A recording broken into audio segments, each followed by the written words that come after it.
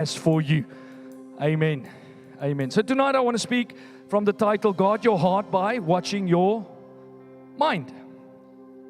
So we were talking for the last 2 Sundays on the heart and the condition of the heart and how important your heart is.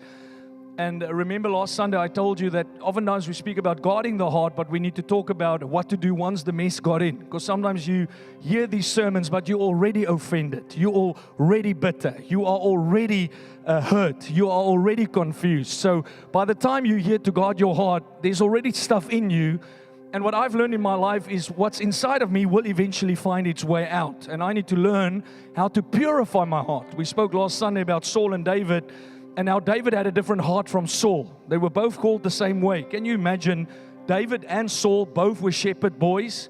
Saul was a shepherd boy over donkeys. David was a shepherd over his dad's sheep. They were both called by God, both anointed by God, both as young men received God's appointment. But there was one of them that had a total different heart. And we looked at the example of Saul's heart and how Saul was caught up in things that David was not caught up in. David had a heart after God. The scripture actually says that David is a man after my own heart.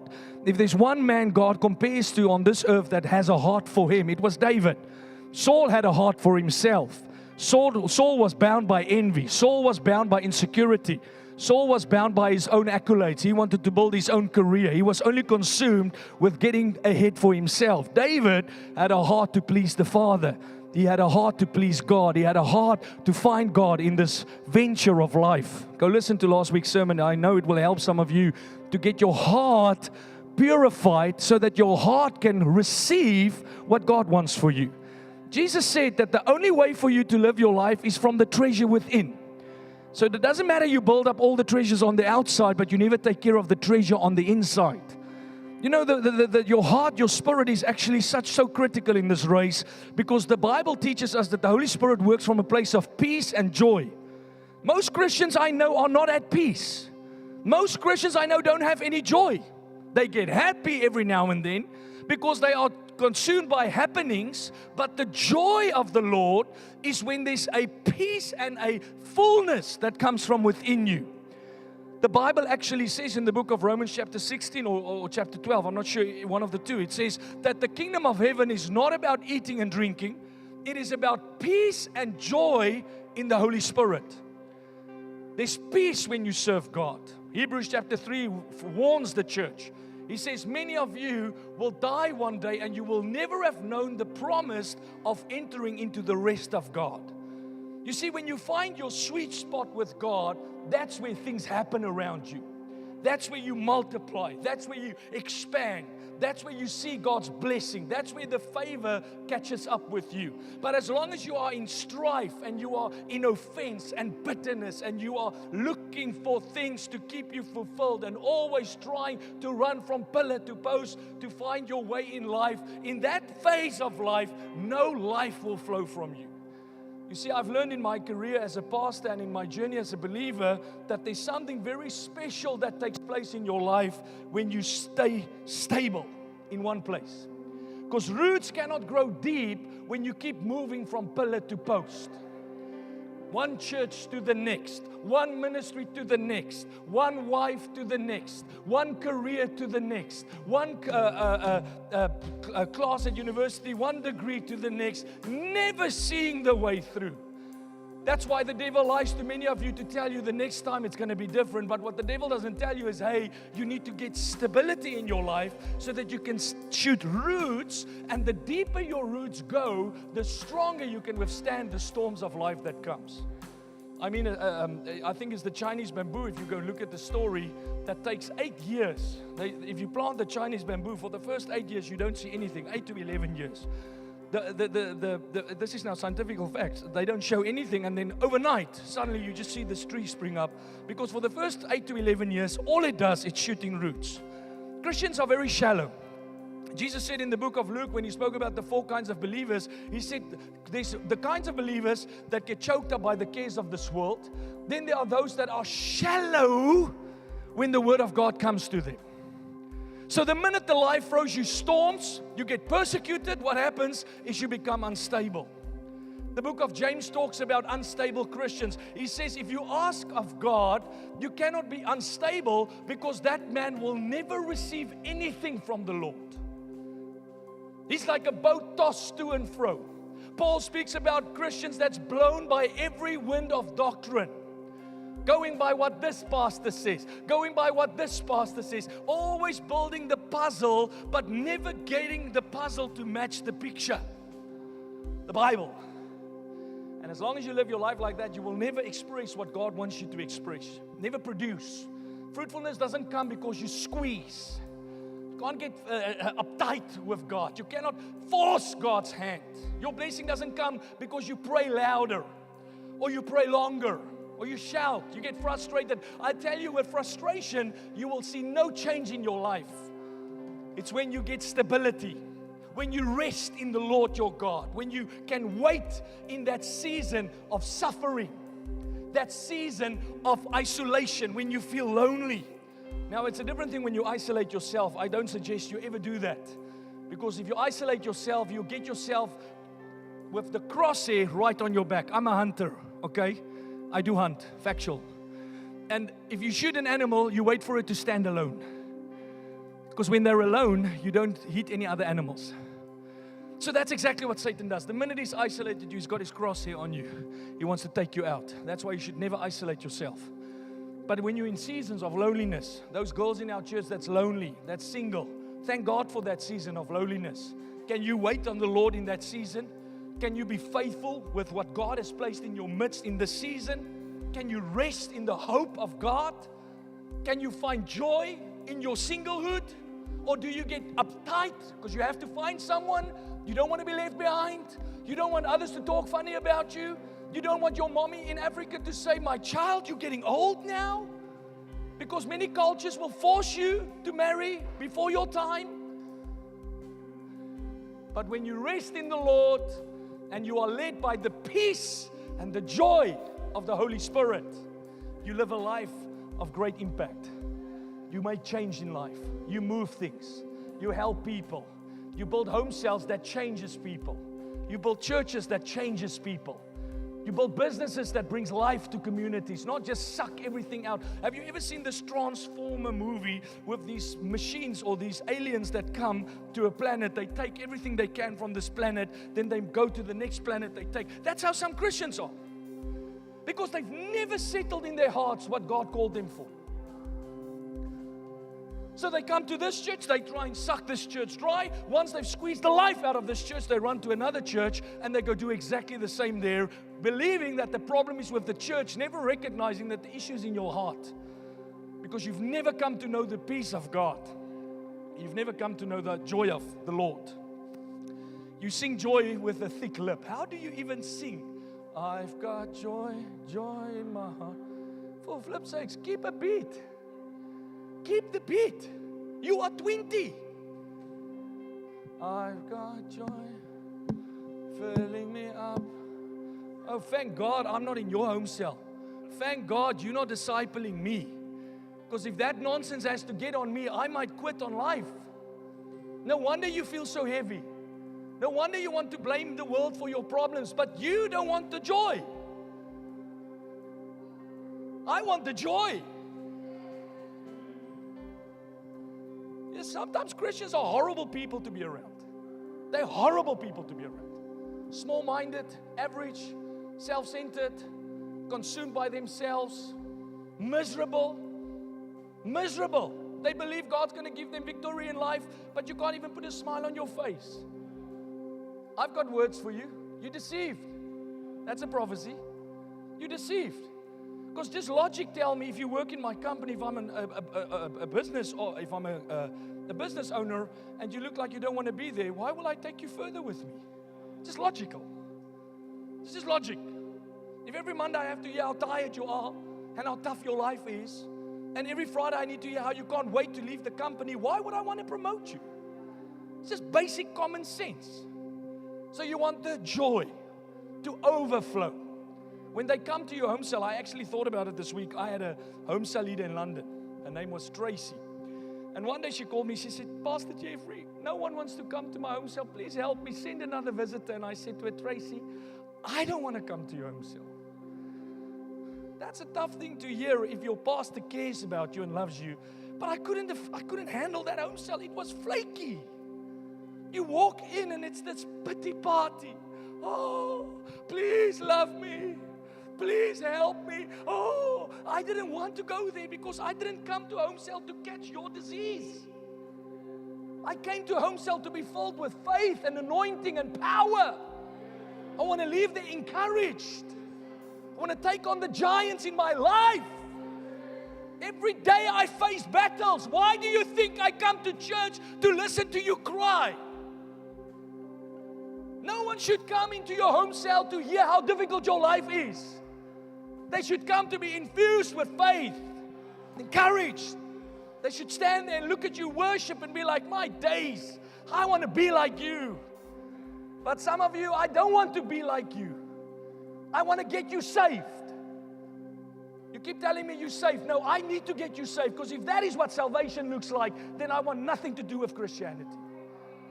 Because I do not believe that Jesus came to keep people bound in religion.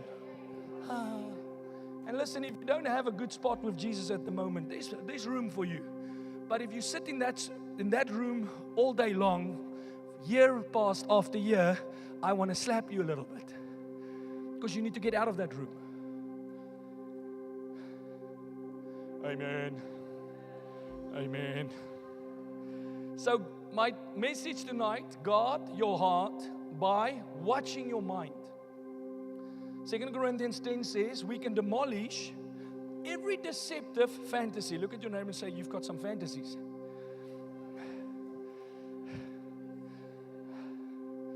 It's not just sexual fantasies. It's fantasies about how life is going to play out. That's deceiving you because you watch too much Instagram reels. You listen too much of Beyonce's music and Lady Gaga that keep telling you, all the single ladies, put your hands out. And this nonsense that people listen to. So it creates deceptive fantasies. Your parents that tells you stuff like, oh, my child, you know, when you're older, you're going to play professional football and you can't even kick a ball to save your life. Oh, my son, no one's got a voice like you. Have you seen some of these people on Idols or what's it called? American Idols is not always as bad, but X Factor, when it was still showing in the UK, some of those guys come on there and you think their friends dared them. It's like their mates make them do it because they're paying them. And then you're like, this guy really believes he can sing. You know why? They will always say, no, my mom always told me I can sing. Well, your mom lied to you. I know she loves you, but mommies also believes the best. Some of you, when you sing, we pray, Jesus, close our ears. But your mom will tell you, my child, you need the mic. I love the story Pastor Dre always tells us. When he was young, he was a young Christian in London. Pastor Dre is my friend from Amsterdam. Now, those of you that know him, his voice is messed up, loud, and I always tell them at Dream Week, I don't want to sit close to you when you sing because it's messy. Thank God the angels prepare our worship to get to heaven. But he arrived at a band practice in London, and as he walked into the meeting, the pastor walked out, Pastor Francis, and he walked in, and Pastor Francis said, what are you doing here? He said, I've come for band practice. He said, no, you didn't. I said, no, really, I'm here for band practice. He says, no, you're not. I'm telling you, you're not here for band practice. It's deceiving fantasies. That's a little bit of a light-hearted one, but there's much deeper ones. Much deeper ones. When you live your life like the devil, but you think God's going to use you. Deceiving fantasy. When you tell me, Pastor, God's going to use me to preach to nations, but you cannot even preach to one person in your home cell. When you say, Pastor, when I have much money, I'm going to be a giver. The Bible teaches if you're not faithful with the little that you have, you will never be faithful with much. It's a deceitful fantasy. It's a deceitful fantasy to think it's going to be different with the next woman. It's going to be different with your next job. Unless you repent and change, it's going to be exactly the same with your next job. So the scripture, it says here, we can demolish those deceptive fantasies that opposes God and break through every arrogant attitude. Say arrogant attitude. Say, I have some arrogant attitudes that is raised up in defiance of truth. Of the true knowledge of God. We capture, like prisoners of war, every thought, say capture every thought, and insist that it bows in obedience to the Anointed One. There are thoughts that you need to be insistent with. Mindsets that you need to be insistent with. There's some things in my life that changed when I just said one time, I'm not going to think like that. There's other things that has kept on coming at me. They waging war with me. Go read the book, The Battlefield of the Mind by Auntie Joyce. It will bless you. Because there you read about the constant battle from the minute you wake up till the minute you go to bed, the undertone of your mind, because many of you have consciously decided to speak positive and to speak life and to speak in line with God's word. So when your money sucks, you say, I speak to you money, you will be blessed, you will multiply. But the underlining tone of your life from the minute you leave that prayer room till the moment you come to bed tonight is like, I'm always going to be in debt. Oh, I'll never make it. Why does God want all my money? Why did God bless them and He didn't bless me? And if you don't take intention to conquer like a prisoner of war, those mindsets, they will never come into obedience to Christ. You have to learn as a Christian to control your mind if you want to live with a guarded heart. It's very important. That's why voices is so critical. Who you allow around you, who you listen to. It's critical. I said this morning in Glasgow, there were times when even my own parents had to keep a distance from me. Because my dad was a voice that tried to get me to doubt my calling. To get me to doubt the decision I made to walk out of the boat to go into ministry. I was sure God spoke to me. I had confirmation that God spoke to me. But my dad did not share my view. Rightfully so. He doesn't have to see what I see. It's not always possible for people to see what God is telling you. But I had to learn to distance myself, because if I listened to my dad's voice, I would not have been where I am today. Many of you in your marriages have another voice in your marriage. It's called your mother-in-law. That every time you and your wife fights, mommy-in-law calls. I don't know how they know to call always at that time. Hello, how are you? You won't believe what Harry just told me. Stupid. The minute you do that, you allow a voice into your marriage. And the voice has power. Say, has power. The Bible says there's life and death in the power of the tongue. Not just your tongue, the tongue of the people that's around you. So I don't allow people around me, especially when I'm down. If I'm in a low moment, I need a Pastor Dreyer voice. I need a Pastor Tabu voice. I need a voice, my wife's voice. A voice that's going to tell me, hey man, God's not done with you. Hey man, the Bible says He still lives inside of you. Hey man, God is not going to, no weapon formed against you will prosper. I don't need the voice of the person that's going to be, I wonder if we should have done this. Well, we're doing it now, isn't it? How do we back off now? So if you can't learn to control your mind, you will struggle to keep things away. You will struggle to guard your heart, because your heart is affected by what's going on inside of your mind. If your mind is constantly thinking defeated thoughts, if your mind is constantly depressed, constantly looking for ways out, constantly trying to justify sin, justifying your conduct, justifying the fact that you miss the mark all the time, you will never live in the fullness of what God has for you. You've all heard the saying that you need to watch your thoughts because they become your words. Watch your words because they become your actions. Watch your actions because they become your habits. Watch your habits because they become your character. And watch your character because your character will shape your destiny. I'm going to say that again. Watch your thoughts because they become your words. Watch your words because they will become your actions. Watch your actions because they will become habits. Watch your habits because they become character. And your character will shape your destiny. Every thought that you allow free reign in your mind will eventually be the seed that will bring about the harvest for the future that seed holds. You are today what you've been thinking all along. Every one of you. You are not here today because you went through a divorce. You are not here today because of how the world has treated you. Fair, life happens. Circumstances we have no control over happens. But there's one thing that we have control over, and that is the attitude and the voices inside of our mind. Now, if you read the book from Caroline Leaf, a brain surgeon, neurosurgeon, world famous, she studied the brain, and she found that there's two parts to the brain. There's the physical brain, that if I chop your skull open, I can see your brain. But then you have a spiritual side of your brain. That is how you think. That is how you engage, how your emotions functions. Your emotions is not physical entities. Your emotions is spiritual. Your thoughts are spiritual. Your words are spiritual. But your spiritual entities, or elements, let's call it elements, need a physical brain to function. Now, most people's problem is not their physical brains. It is their spiritual mind. Are you there? She actually says in the book, she had a girl that was in a car accident when she was 6 years old. She had brain damage. Everybody said that girl will never be able to walk and be able to live a life. And she said, I will fix her brain damage. I will cure her of brain damage. And you know how she did it? Like you would fix a muscle. Because all a brain damage means is the brain has been damaged. There's physical issues with the muscle of the brain.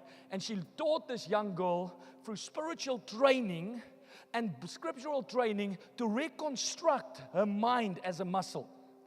It's not so far-fetched, because how do you get a muscle fixed? You work the muscle, you go to physio, and they work the muscle. Your brain is a muscle, it's all it is. It's a big muscle. It's the biggest muscle, as a matter of fact. And if you can learn how to train your mind, and you can learn how to control your thoughts spiritually, then you can change what comes into your heart that will ultimately produce in your life. Don't fall asleep tonight, listen. I'm going to say again. The seed, every thought that you allow into your mind will be the seed that holds and brings about the harvest for your future.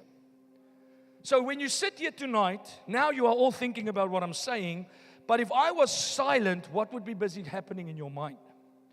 What were you busy thinking about? Oh, I don't know if God loves me. Oh, I don't know why. Why do I feel so lonely? Oh, I'm going to, you know what? Screw the Bible. I've been lonely for too long. Screw that. I just can't do it anymore. I don't know if God's real. You know, my life sucks. Oh, I'm probably going to fail at this job. Oh, I hear what Pastor's saying, but I don't know if it's for me. Maybe it's for someone else out there. Well, you are busy planting seeds, and those seeds will bring you a harvest. And that harvest is no one else's fault, it's your fault. Can't blame other people for what you are thinking. That's the one thing no one can take any blame for. My wife can't blame me for her lousy thoughts. I can't blame you for my lousy thoughts. The only person that can control my mind and what's going on in this mind is me. If you come to me and you say something that is wrong, it's my decision whether I will meditate on it or whether I will put that thing out. Many people tell me I'm a loser. In my lifetime, many people told me I will never amount to anything. Many people tell me God ain't real. Many people told me you can't serve God like this. Many people told me you're going to burn out. But I made a decision to take those thoughts captive in obedience to Christ. Because the Bible says to me, if your trust is in the Lord, you will run and not burn out. So I don't believe in burnout Christianity. The reason people burn out is because they start to get distracted. So they fall in legalistic effort. That is when you do, but your heart ain't present. That's how you burn out. You don't burn out because you're busy serving the Lord. You burn out because you're busy being religious. You can't burn out serving God. Jesus said, the meat that I eat is to do the will of the Father. They asked him, how do you sustain yourself? We have not seen you eat, Jesus. Are you not hungry? He said, I'm not hungry. I just had a nice steak. They looked around, they said, but who gave you the steak? He said, my meat is to do the will of the Father who sent me. Are you asleep? Wake up your mind. Wake it up.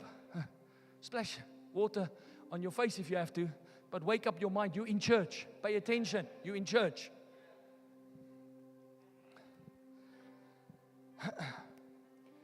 Christians get, you know what's the problem with nominal Christianity?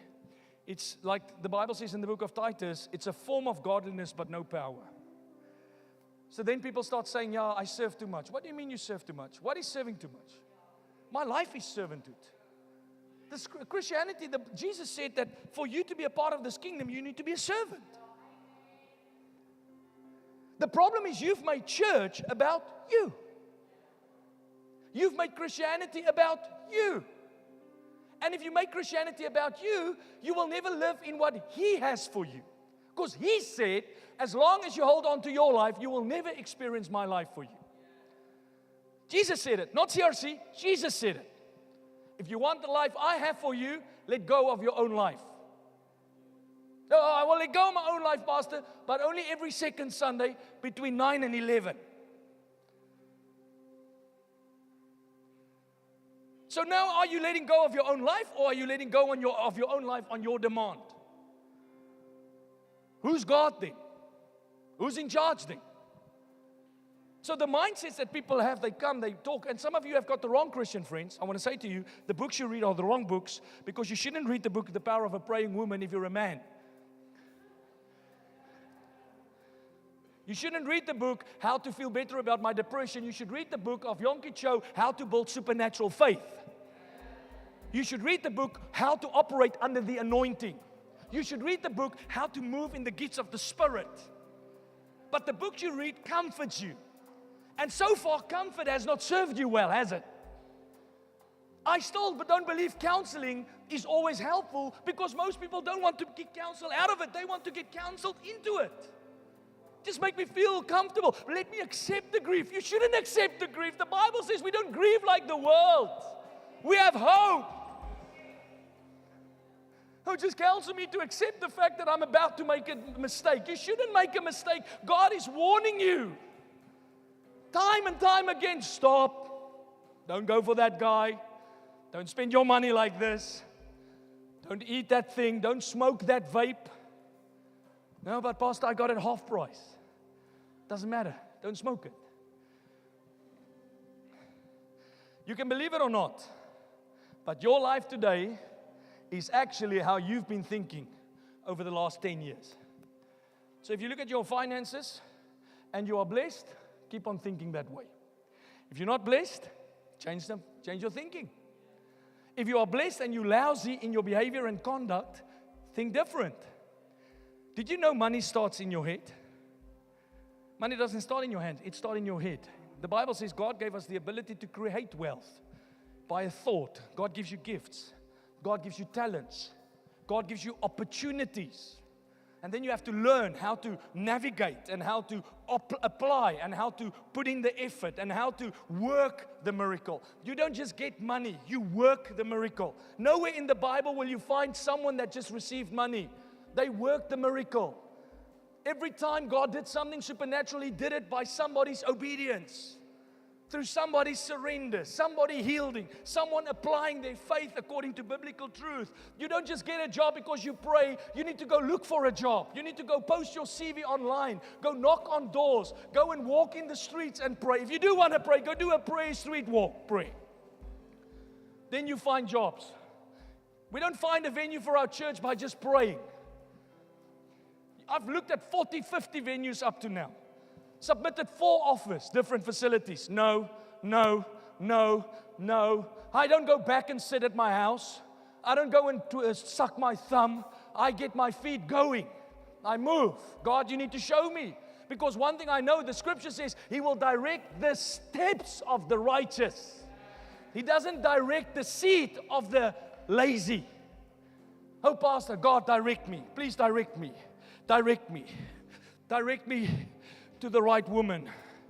And all you do is you go on Tinder every time. Why are you not in church? Because I found my wife in church.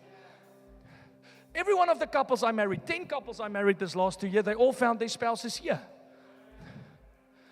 But you never come to church, and when you come when you want. No, Pastor, I'm so desperate to find a lover. But then where are you looking for them? He directs the steps of the righteous. That's why I was involved everywhere. I wanted to be in home cell, church, prayer meeting, everywhere. Not because I was looking for a girl, but I know if I hang around long enough, I'm going to find one. That's just common sense. That's logic. but you come to church once a week, but you hang out in corporate companies where you work with people that's not believers. Some of those people are devil worshippers. And you spend 5 days a week with them, and then every second Sunday you come to church. And God's going to give you that perfect match. How? What if last Sunday was a prophetic moment for you? Oh no, I'm busy, I've got things to do. Yeah, you've got things to do because you want to direct your own way. And then you keep on asking God, change my life, but you don't want to yield to what heaven is saying. The Lord says, I will direct the steps of the righteous. So even if my mind tells me what I'm doing is not working, you are wrong, mind, because the Bible supersedes you. I don't live by the truth of this world. I live by faith in the Word of God. And even though I believe my mind, everything tells me it's not going to work. It will work because the Bible says He will direct the steps of the righteous. The Bible says that your Heavenly Father knows all you need. The Bible says, if you seek me above everything else, I will give you everything you need. Matthew 6:33. So I constantly challenge my thoughts, get in line, get in line, get in line. You're not going to find a wife, get in line. You're not going to find a lover, get in line. You're not going to get that breakthrough, get in line. You're not going to see God move in your life, get in line. My Bible says that He is able to do exceedingly, abundantly, above whatever I ask or imagine. You need to get in line, intentionally. And listen, it's not spiritual to claim scriptures and get encouraged by the scripture, but you live like the world. The reason why some of us stand on truth is because we live by the truth. Some of you don't live by the truth. You stand on it, but you live by the lie. You've got one foot in the world, one foot in the church. You see how close you can get to the edge. Pastor, can we French? Why do you want to know? Pastor, can I go for a guy that's not radical about Christ? You can do whatever you want. The Bible says anything is permissible. Whatever you want to do, you can do. There's no law. But the Bible also says, do not give that freedom to your flesh. So God wants you to learn not to be like donkey. I'm a donkey on the edge. Because some of you are donkeys on the edge. You should step away from the edge and live fully unto the Lord. Then you can stand and claim scripture. Doesn't matter how much scripture you claim. Satan can claim all the scriptures he wants. He will never walk in victory.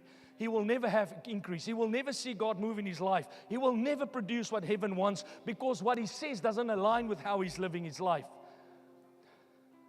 There's not one foot in the world, one foot in the church. You are either seated with him or you're not. Romans chapter 12 says, become living sacrifices for him. You lay your life bare before him.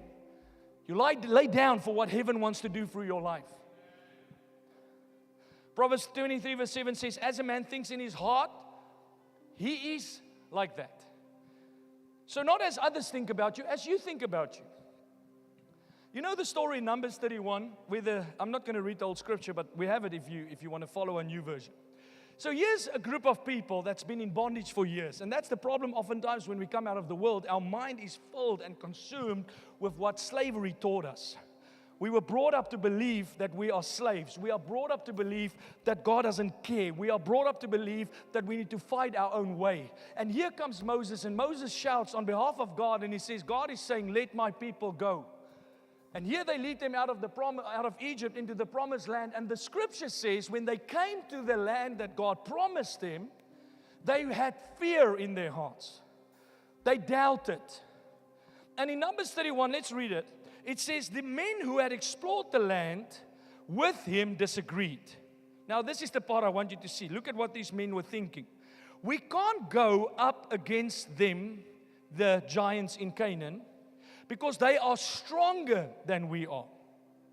They spread this bad report about the land among the Israelites. The land we traveled through and explored will devour anyone who goes to live there. All the people we saw were huge. Now here's the key. Look at this.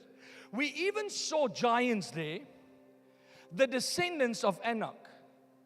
Listen, next to them, we felt like grasshoppers, and that is what they thought too. Now, I want to know, how do you know what they were thinking about you? They were not thinking it. You were thinking it. And because you were thinking it, you were living it. That's why you need to understand that people don't see you the way you are. They see you the way you think you are. I'm going to say again, people don't see you the way you are. They see you the way you think you are. If you think you're a clown, people will take you as a clown. If you think you're a sinner, people will see you as a sinner. If you're a loose woman, they will see you as a loose woman. If you're a man that's just after a quick fling, that's how people will see you. But if you can take these thoughts captive, if you can get Christ formed in you, if you can start to think the way Jesus would think, then people will look at you in a total different way. They will not see you any longer. You know, I used to hate it when they said, oh, he's just Jeffrey, that little boy from Queenstown. I ain't no boykie from Queenstown. I am a child of the Most High God. Just allow me to live my life, and you will see what God has placed inside of me. You know when your grannies do that, leave me alone, leave me alone, leave me alone. Don't me. I didn't like it. I didn't like it when people are condescending to me. You know when they say, oh, the pastor kies. How would you say that in English? When you, it's condescending. It's when, how would you say it? You know, she's a great girl, but she comes from that life. She's from that bloodline. People talk down on you. Oh, yeah, no, his IQ is only 40. I don't need a big IQ. I actually have God in my life. Condescending. For years, it was like that where I came from. Everybody speak down on you. When I was a zone pastor in London, her family, one day we sat at a dinner table. I'll never forget this. Sat around the dinner table. I was a zone pastor.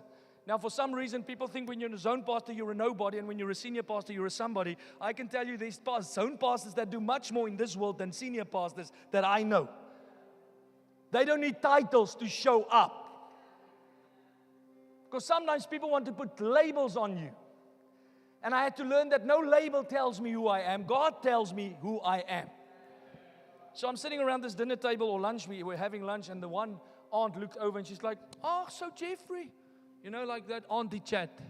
So how's it going there in church there in London? I said, very well, thank you. Oh, so do you have your own church now? Nope. Oh, shame. Really? So why not? Because God called me to serve this man. And he did. Pastor Tabo was my man that God called me to serve. She said, oh, but look at so-and-so. Look what they are doing for God. Now, without being mean, it's now 15 years later, and you don't want to know what so-and-so is now doing. Because so-and-so is now out of the ministry, out of their marriage, and nowhere. They are like the prodigal son living in the pigsty, while I never took the bait to feel important because of labels, and just be secure with where God placed me, and have a mindset that doesn't feel inadequate by what you say, because I know what I'm thinking. Thank you very much. Without being egotistical, I'm not talking about your ego. I'm not talking about your selfish, your pride. When young men come to me at the age of 20 and say, I'm going to do great things for God. If you want to do great things for God, humble yourself and die. In the name of Jesus. Serve. Because young men don't want to hear this. People see what we live in our lives and they sit there and they think the pastors are taking the church's money. Oh, he's got it easy. You don't know what you're talking about, young man. When you were still a thought, I was already serving God on my knees, dying to myself.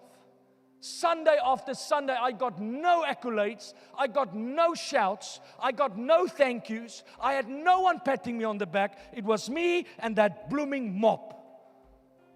But I had a mindset that needed to change, that I needed to have something on a platform to be important to God. No. That's not how God works. I had to learn, like David probably had to learn in that shepherd wherever he was in the field, that listen, no matter what I do, I don't need things to give me an identity. I don't need stuff to make me feel like I matter to God. I don't identify with servanthood. I identify with royalty. But servanthood is what royal people do in this kingdom of heaven. Laying our lives down is what royal people do in the kingdom of heaven. You see, you can be what's the story? Tangled, the girl with the blonde long hair. Tangled. Rapunzel, where you got caught in the tower all your life. And today you get placed into a royal household and you will still go back to that blooming tower. Why? Because of your mindset. Wrong mindset. Sometimes you look at women and you're like, how can they stay with this guy? What do they see in this guy? Exactly. They see what they see. They don't see what everyone else sees. Because as a man thinketh, so is he. Half of you single people shouldn't get married in the next year. Because you don't thinking straight. You should allow God to give you the power and the insight to bring down the mindsets that wants to tell you what kind of a man you need. Because only then will you start to think like heaven wants you to think. And then you will get with the person that heaven has for you. It is impossible to grow your treasure without healing your thoughts. You have to start thinking wholesome thoughts. You need to get God's thoughts for your life. Just stop playing for a moment. I want to see if they wake up. Stop playing the keyboard and the synth, please. You need to think God's thoughts for your life and for every area of your life. 3 John 1 verse 2 says the following. Beloved friend, I pray that you are prospering in every way and that you continually enjoy good health, just as your soul is prospering. So if your soul is prosperous, your life will live and move in prosperity. If your soul is in debt and your soul is depleted and your soul is bound, then you will live a life in bondage.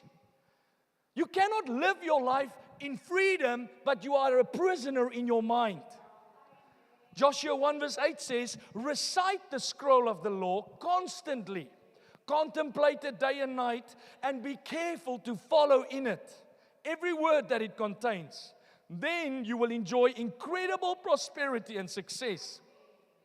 Oh, Pastor, I don't like that you always talk about prosperity and success. Well, then there's a load of scriptures in your Bible that you need to wipe out.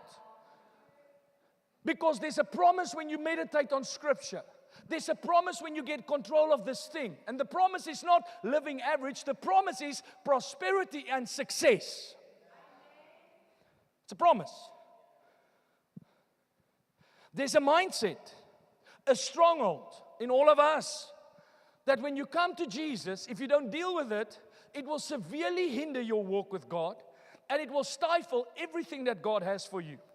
Every single one of you in this room today, you're either in that season right now, or you come out of that season, or you're heading into the season where a mindset is going to try and trip you up. There's an attitude inside of every one of us that come out of the world that wants to stop what God has for you. It is called inadequacy and inferiority. That is that complex that you are never going to be good enough. The complex that whatever I try, I fail at. You know that little lie that tells us, oh, I just don't know if I will get this job. Oh, I just want people to feel sorry for me. Oh, I just want people to love me. Oh, I just want people to like me. Oh, why is that person not saying hello to me? That sucker has to die. He has to die. I spoke to a pastor 2 weeks ago, great friend of mine. I shared some great news with him, and I could hear in his response he wasn't excited. So after I left, I thought to myself, why was that his response? It was good news. He called me a few days later. He said, listen, after I spoke with you, I went into my prayer room and I prayed, and the Lord said to me, hey, get over yourself. Because every single time that complex of inferiority, that inferiority complex consumes you, it keeps you in a place of defeat. It keeps you as a victim. So when you went for a divorce, you are going to fight an inferiority complex. If you went for trauma, abuse, when you went through the system, if you just spend a long enough time at your company that you're working for, there's going to be an attitude that you need to conquer in yourself, and that is the attitude of inadequacy. You cannot walk with God and conquer the heights that God called you to conquer without thinking the way God needs you to think when you step onto the battleground. David did not have an inferiority complex when he stood in front of Goliath. As a matter of fact, David said, this uncircumcised heathen, he's going to come down like every other issue that I've ever faced in my life. He stood with boldness in front of his giant. Stood with faith. All the Israelites were shaking in their boots. Too scared. Go read the story. Saul even said to David, David, I will give you all the armor to wear, because you need to be armed up to take on the giant. And David said, listen, I can't fight this battle like you. I need to fight this battle like I fight this battle. And the Bible says David stripped himself from Saul's armor. And he walked up to Goliath. And he said to Goliath, you are an uncircumcised heathen. Who are you to defy the armies of God? And the Bible says that day he said, you will die and I will chop your head off. Not inferior, not walking up to the giant like, you know, it's just me. No, it's not just you, it's you. It's not just you. There's no need to always speak down on yourself. It's no need to always think little of yourself. Oh, you know, I love honor. The principle of honor is amazing to me. But I often say to my wife, stop treating pastors like demigods. They are not demigods. They're human beings. They go to the loo like you. They sleep like you. They fight sometimes like you. Their tummies rumble like yours. We fart like you. But for some reason, you've placed them on this pedestal. And now you think that they should excel, and I'm just going to stay this little worm. They should experience life, but I don't have to. No, you need to conquer that inferiority complex. My son David doesn't walk into my study with a lip or a defeated posture. When David walks into my study, he walks in like a child of Pastor Jeffrey. Understand honor, please. Understand respect. Because these are key in your journey to success. Don't get ahead of yourself. Don't be a 20-year-old and sit on your bum and greet me. Have the respect to stand up. And if you're too tired, go get a life. I will in any case not give you that time of day. I don't treat young people like that. If a young person doesn't want to get up when he greets me, I walk past you. With all due respect, I am twice your age, and there's 100 things that you can learn of my life which you will never learn because you have no respect. You want to treat old, young, all the same, because we're all buddies. We ain't all buddies. We ain't all buddies. I'm not David's buddy. I'm his dad. There are times when we play. The other night we were hunting in his room. I'm teaching him to hunt. Good dad. Playing in his room and we're having fun and I'm his friend. But he understands that this is my father. He's not my friend, he's my father. I can express myself in your life as a dad, as a friend.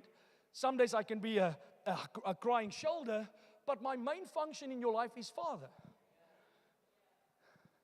So don't think what I'm saying about this is now you need to be cocky. Because some of you brothers, I will never shake your hand. I don't want what you have to come on me. You're too cocky. You're too full of yourself. And your pastor that you had never told it to you. Now you get offended because this pastor is telling it to you. Get offended and stay where you are and let's see where you go. And it's not because you're black. It's because you're cocky. Stop thinking it's a race thing. It's not a race thing. It's an attitude. Ooh. Yeah, get upset. It's okay. I've made many people upset, but I've helped many more. Your ego is not impressing anyone. Who do you think you impress? Are you the gift to the world? It's amazing to me how young men that's never built anything. You've never built anything. You don't know how to keep a marriage together. You don't know how to build a home. You don't know how to live your life for a season and live victoriously, but you have an opinion. And then oftentimes you have a thing about you that's like, that's not confidence, that is arrogance. Big difference. Don't be arrogant, be confident. Don't be egotistical. Know who you are, but don't be full of ego. Your ego doesn't impress us. We don't care how cool you think you are. You're cool to yourself. Can I tell you what happened to all the cool kids in my class? They all divorced today. Because cool kids didn't make it. Jesus didn't say it's the cool students that advance. He said it's the diligent students that advance. But please don't live with the inferiority complex when you hear the pastor preach or when you hear a man of God bring the word of God to you. You already have a default in your heart that is like, but that's not for me. Oh, I can never have that. You can have it. You can. You must just overcome the lie in your mind. Oh, but pastor, so many others have failed before me. It's going to be different for you. It's not going to be like that for you. How many students fail at university, but I still passed? How many people quit in a marathon, but I got to the end? Many pastors give up. I read an article last week. 1,800 pastors are going to resign the month of November in America. 1,800 pastors. I'm going for year 21. And the pastors that I'm chasing is at year 31. And the other pastors are at year 57. I'm like, Lord, I am chasing the right kind of people. But I'm not feeling inferior. I'm not feeling insecure because others are failing. I know who God called me to be. I've built up a healthy mindset about myself. A healthy mindset about the task that God has called me to do. Because you are all called to do a task, but many of you feel that you're going to suck at it. Now I want to say to you, it will be to you according to your faith. If you believe you're going to fail, you're going to fail. If you believe you can't do it, you will not be able to do it. If there was a survey in this room tonight, there would be a majority vote that we are unable, subconsciously, we are pathetic and inferior to conquer the giants set before us. It was the majority of the people that said, we can't take the land. The majority of people said, Pastor Jeffrey, you need to slow down, we can't keep up. What do you mean you can't keep up? What do you mean you can't keep up? Do you know how much potential is inside of you? My pastor said to me one day, Jeffrey, I need to squeeze this out of you because you keep putting a limit where God wants you to reign. Some of you live like you're at your ceiling. You are not at your, you're at the top, you're at the ceiling. You're only at the ceiling because you don't want to break through to the next level. You can't break through to the next level because of how you think. Always guilt, condemnation. Sometimes you see it in people's eyes. When you talk to them, when you reprove them, you can see it even on the X Factor stage. When Simon Cowell criticized someone, you can see a player that's going to go and you can see a player that's already been cancelled.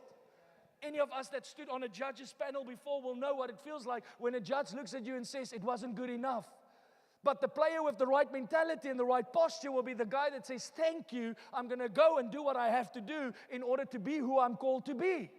The person with the inferiority complex, the person with the inadequacy complex is going to go and tell his mom, they had it in for me because I'm a girl. They had it in for me because I'm poor. They had it in for me because I didn't dress the right way. No, they have it in for you because you've got a lousy attitude. I love professional sportsmen. Last night I was watching rugby. And Scotland, as amazing as they play rugby, they lose a lot. And I was watching this game and I'm like, that's the difference between amateurs and professionals. Because professionals has a manner to show up next Saturday as if they've never lost a match before.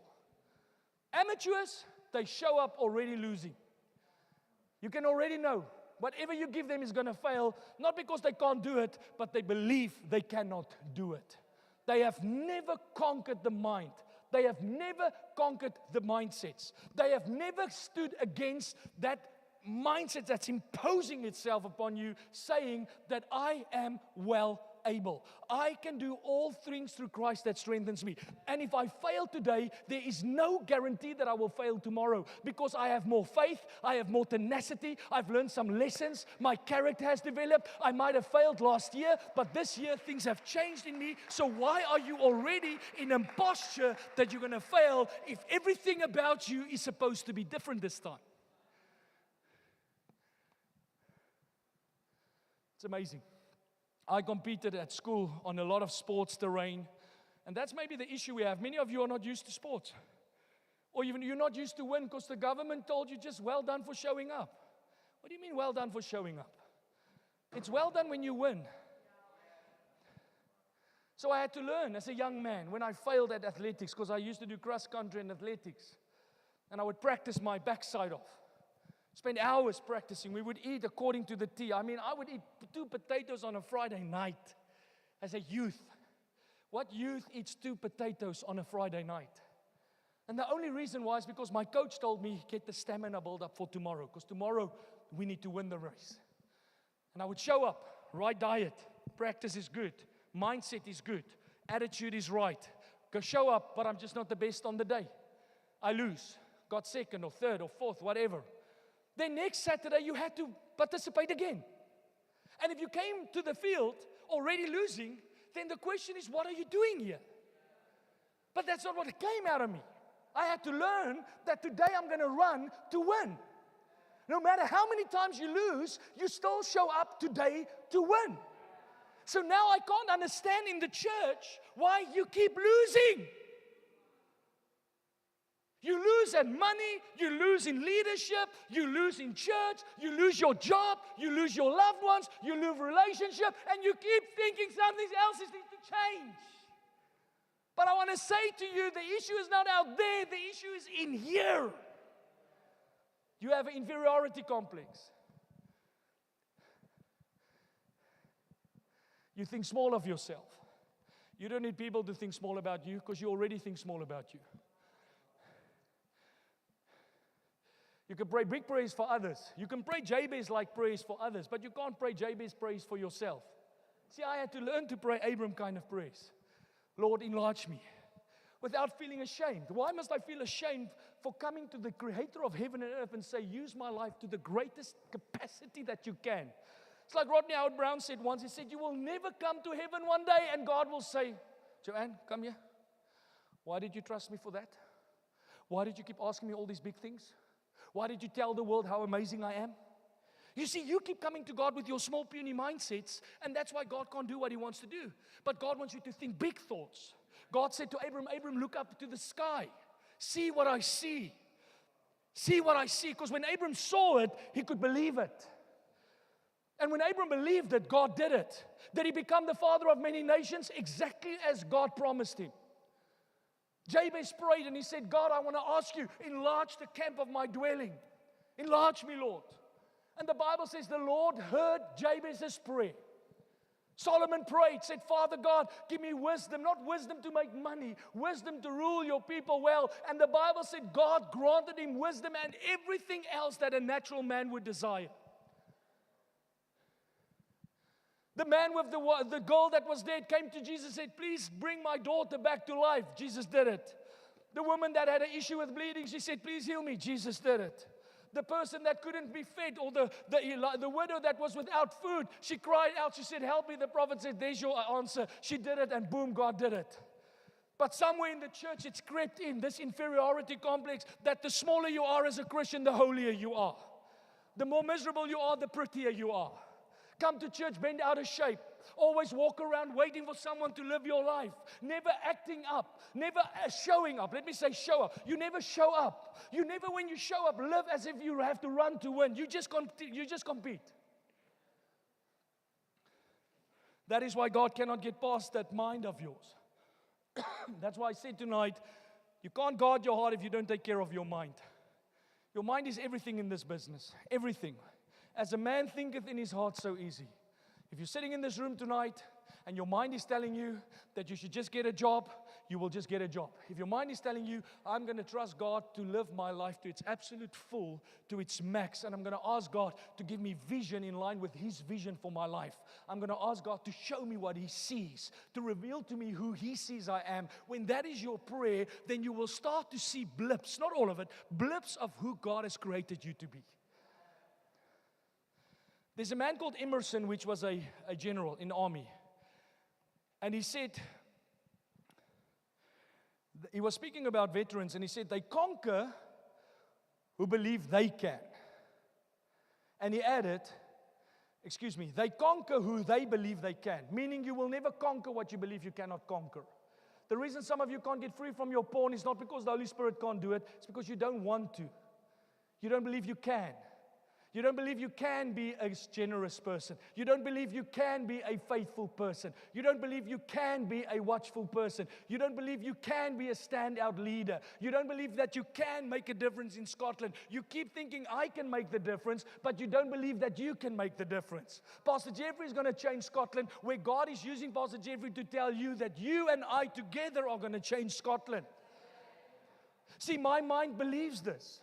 My mind in the car when I'm driving is not thinking how sick I am. I'm not driving thinking how lonely I am. Sure, I'm lonely. Sure, there were nights when my dogs had to entertain me at the fireplace. I've told the story before. I've had many times when I didn't feel at my best, but my mind has been controlled over time and trained over time to believe what God says about me. I believe that God said, Jeffrey, I'm sending you on an assignment. I believe that God said to me, Jeffrey, you are going to be faithful where I've placed you. Jeffrey, I'm going to bless your hands' work. Jeffrey, I'm going to multiply you. Through you, the nations of the earth will be blessed. I believe it with all my heart. There's not an ounce of doubt in me. And when there are days when I have low moments, when the emotions trigger those negative thoughts, there's a coping way in me where I take those thoughts captive and I remind myself time and time again that I can do all things through Jesus Christ who strengthens me. I remind myself time and time again that no weapon that formed against me will prosper. Some days I quote that scripture over and over. Every morning at 6 o'clock I take my dogs for a walk, and when the enemy's in my ears, I answer by scripture. When the enemy's shouting at me at how I'm going to fail today, at how our church is not going to do what it's supposed to do, at how I'm going to make lousy decisions, I keep reminding the enemy that God said, I am with you. I will never leave or forsake you. My power will be perfected in your weakness. When you show up, some days you just need to show up and you already have victory in your life. But can I be honest with you? Most Christians are not intentional. They live for days controlling the mind, but most of the times they just let their minds run free. When they come to church for the hour that the pastor preached, their mind is attended. You can feel when people's minds are set. And then the minute they leave here, somebody just says something to trigger you, and there goes your mind again. Oh, no one loves me. Well, what if they don't love you? God loves you. No one cares about me. Heaven cares. He gave His life for you. Oh, I don't know if I will ever amount to anything. Okay. What must we say? You will probably not. Do you want us to live your life for you? Do you want us to make you feel adequate? Do you want us to make you feel inferior and feel competent? If you show up for an interview, how do you show up? I never got a job because I showed up, oh, please employ me. Please, you guys need me. I showed up like, hey, you realize you're wasting your time. Because God told me last night, I've got the job. I'm just doing formalities. I said to the agent, we were looking for a property, the estate agent, me and Pastor Nanette was sitting with him, and he's talking to us about the process, how you buy a building. I looked at him, I said, Angus, are you a man of faith? He said, what do you mean? I said, this building is ours. You guys are wasting your time. Because they had viewings set up. I said, you can cancel all the viewings because the building is ours. I have faith in God. This guy was shocked. Eventually, somebody else outbid us. This is funny, a funny story. So I tell him with all confidence, hey, you guys can quit because we're taking this building, it's ours. And he said to me, yeah, but we need to follow that. I said, no, you need to do your job, but I'm telling you what I'm telling you. And God's on my side. So eventually somebody outbid us. Now I can imagine this guy chuckling like, yeah, like, hey, you Christian. So 4 months later, somebody put in a tender on the building. They're busy with their proceeds or their legal processions. 4 months later, I feel the Holy Spirit said, email him. So I email him. Hello, Angus. Is the deal closed? Is it final? He responds, he says, don't worry, it's 2 more weeks. The property's done. It's at the final stages. We will let you know if something else comes up. I'm like, okay, bless you. 2 weeks later, I'm sitting in Amsterdam. I've preached the word there on Sunday. I'm getting ready to go to the airport from my hotel room.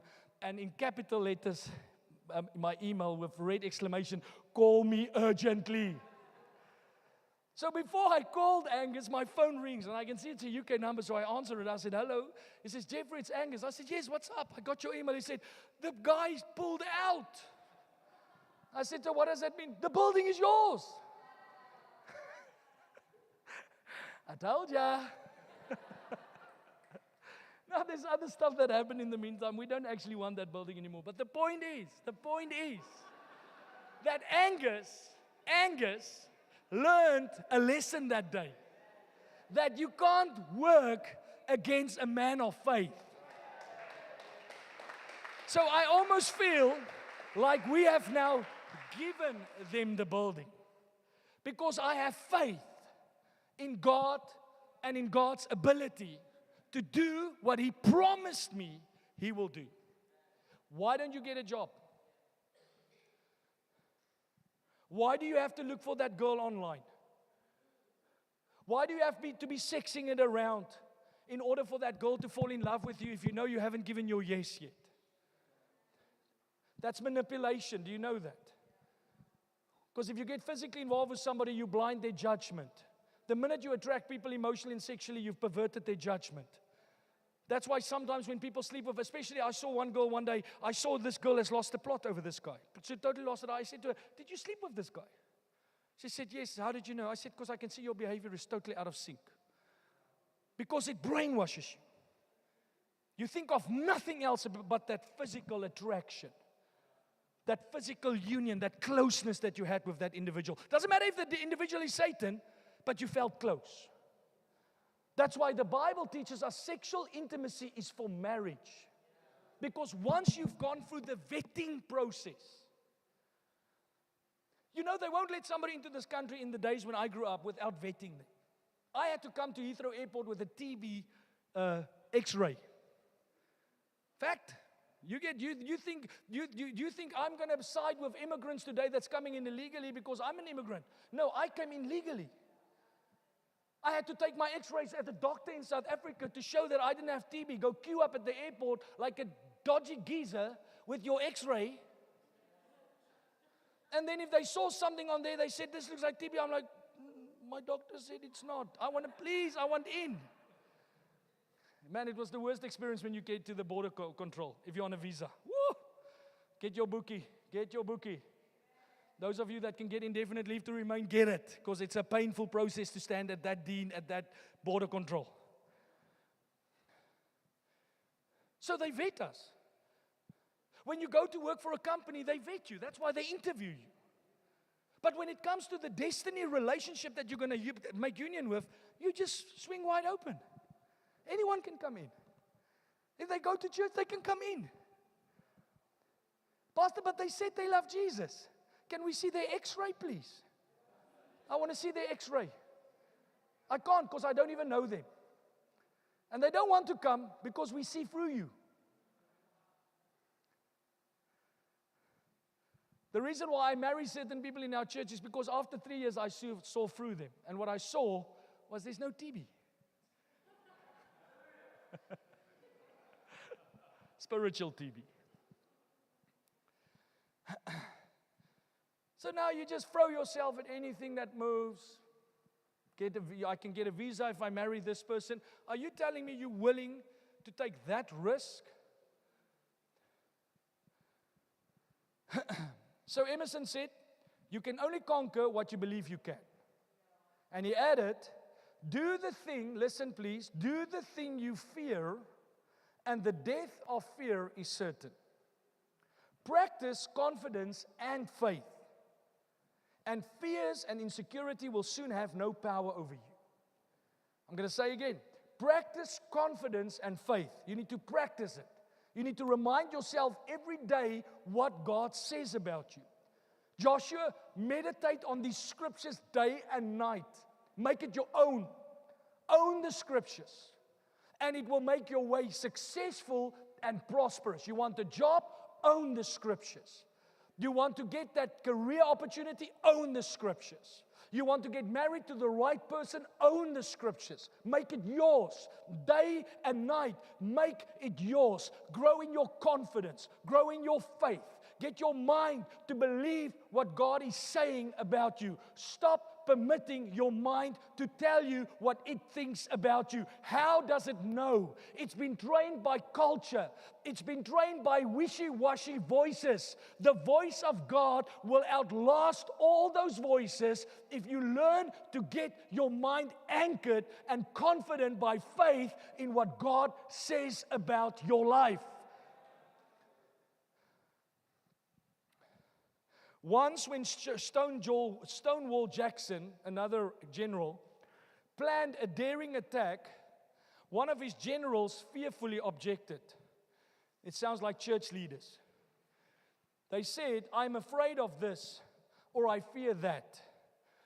He put his hands around this subordinate's shoulder and he said, "General, I never take counsel from fear. I never ask fear its permission. I never ask fear what I can and cannot do. I live by faith." I want you to say with me that I am well able. Say with me that my life has purpose. Say with me, my purpose is for the King. The band can come.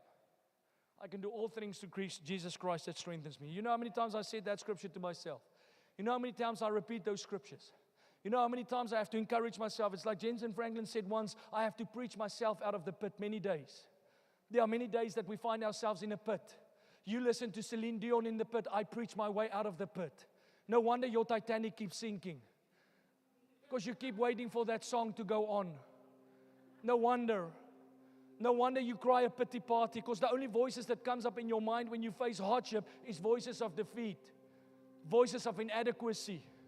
All you hear is your mom telling you you can't do it because it's not for people like us. But you don't hear your pastor saying you are well able. You are well able. "Oh, pastor, I can't do this. I don't want to be too busy." No, you can be too busy. You can, because there's much more in you. There is much more in you than meets the eye. My dad in a million years never saw this inside of me. Never saw this inside of me. As great as my dad was, you know, my dad was an amazing father. I honor him daily. He was an amazing man. I think about him daily. And I don't ever want the church to think that I dishonor my father because he was the man that trained me in the way. But my dad could only take me so far. There were things that my dad could never get out of me. He could never get the preacher out of me. He could never get the giant out of me. My dad kept me there. He kept me there where he was comfortable with me. Like most people in the secular world will. They will keep you where they can handle you.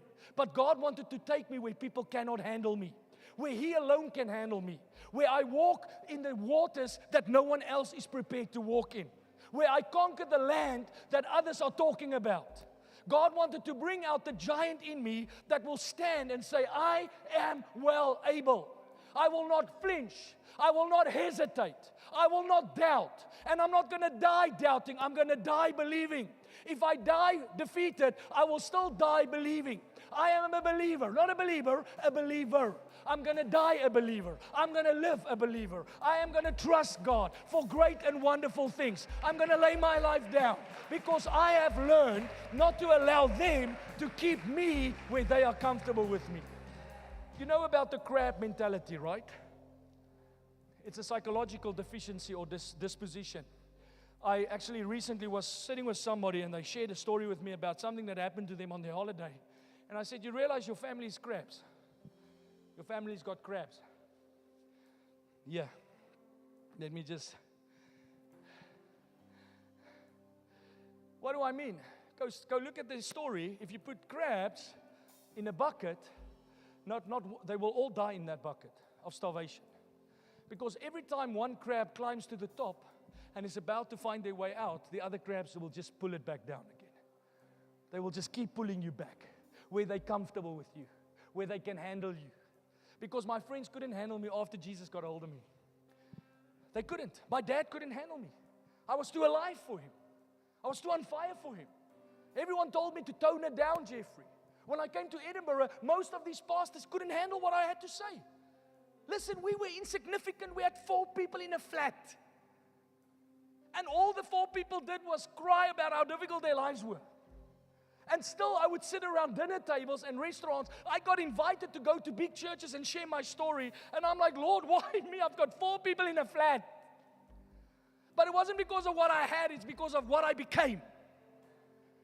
And I would say to them, one morning I sat with the pastor at a coffee shop and I said, man, I want to tell you something. God told me, this is not arrogant speaking, this is conviction and faith, that we are going to conquer this land. Edinburgh is going to be shaken to its core and we're going to bring revival to the city. Me and my wife has not been sent by God to start a wishy-washy church. We are not here to sit and sulk and feel sorry for ourselves. We are here to bring the rain of the heavens down. We are here to bring God's kingdom to this nation. You know what that pastor said to me? Now, he's many years ahead of me in the race, and I honor him. But he was wrong. He said to me, Jeffrey, just tone it down. Because many other pastors like you has come to the city and today they're no longer pastors. And I was like, really? But in my head I'm like, hey, you're not talking to one of them, you're talking to me. And you know why I have so much confidence in myself? Because I've seen him slay the giant. I've seen him slay the bear. I've seen him slay the lion. I've seen him answer some prayers of mine that only heaven could answer. So I don't stand here with confidence in my flesh. I know without God, we are useless spit. We are anointed dust. I mean, you with all your muscles are going to return to the ground one day. When we dig you up, there's just going to be your rotten tooth. Fact, you are so cool. With the cap, brother. There's no caps. Go look in the grave, go dig up the old bodies and see what's left. Nothing. You're not so cool. But I know when He entered my life, He allowed me to live heaven on this earth. The Bible says He's made us co-heirs with heaven. And since that day, I was on a mission, because I wasn't always like this, to learn how to get a hold of what heaven thinks about me. Not egotistical. There's nothing more unattractive than an egotistical Christian. There's nothing more unattractive than arrogance. Your arrogance in any case is going to disappoint you because you're going to show up and you're not going to have God on your side. Go read what happened to the Israelites when they went with arrogance to attack the Philistines, and the Bible said the Philistines overpowered them because God was not with them. So arrogance ain't what I'm talking about. I'm talking about you living your life for Him. You becoming the man and the woman that He has created you to be. You're breaking out of the deceitful lies that tells you what you can and cannot do, that told you who you can and cannot be. And as you live your life, you will see, like the Apostle Paul, like the Apostle Peter, like the Apostle John, how God can turn your life around and use you in ways that you never thought possible. You know, there's some of you that's been Christians for a long time. Please listen to me. You've been Christians for a long time. But I want to ask this to you, not in judgment. I want you to think, what's your impact? What impact are you making? You've been a Christian for 10 plus years. What impact are you making? Why is your impact so small? Jesus said, as you serve me, as you follow me, you will do even greater wonders that I've done on this earth. You don't have to have a mic. You don't have to be a pastor. But there where God has placed you, where God has positioned you, what is your witness like in that domain? What is the influence like in that domain? Whose lives are changing because of your presence there? Because you walk with God. You walk with Him.